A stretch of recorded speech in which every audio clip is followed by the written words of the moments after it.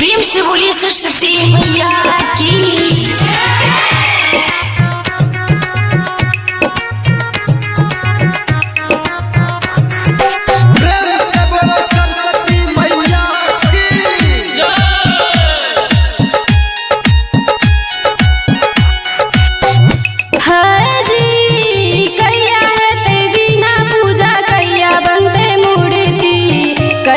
सवार है तीन मैया जी, कथी पर सवार है तीन मैया जी, कथी पर चढ़ी है तीन मैया जी। कैया है ते बिना पूजा कैया बनते मूर्ति, कथी पर सवार है तीन मैया जी। हाय जी मग में है ते बिना पूजा अपने बनते मूर्ति, हंस पर सवार है तीन मैया जी।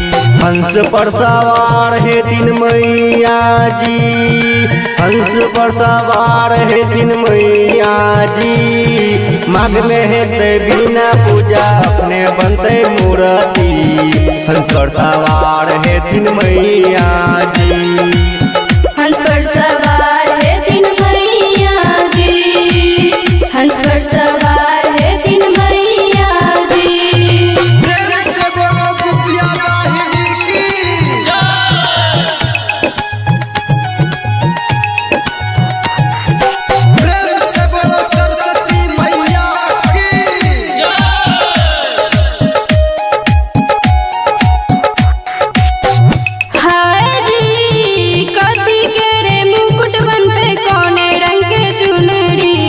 कौने रंग है तीन माँ के अचरी जी, कौने रंग है तीन माँ के अचरी जी, कौने रंग है तीन माँ के अचरी जी।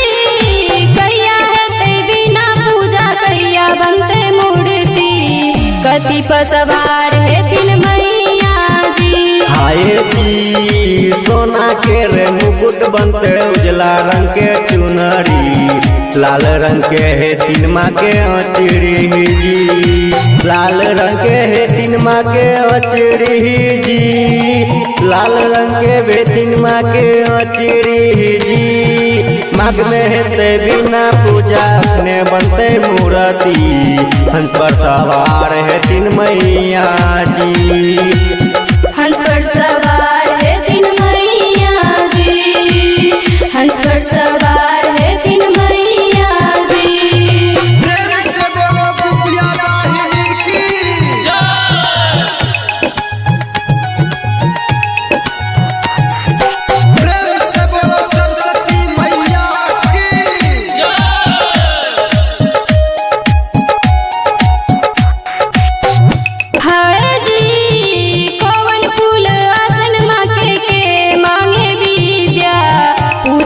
काजल नव डोलिया जी, पूजैया काजल नव डोलिया जी, पूजैया काजल नव डोलिया जी।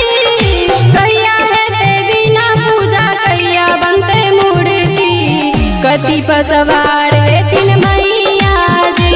हाय जी कमल फूल आसन माँ के बालक मांगे विद्या, कहैया लक्ष्मी नव टोलिया जी, कहैया लक्ष्मी नव टोलिया जी, कहैया लक्ष्मी नव टोलिया जी। मग में है ते बिना पूजा अपने बनते मूर्ति, हंस पर सवार है तीन मैया जी।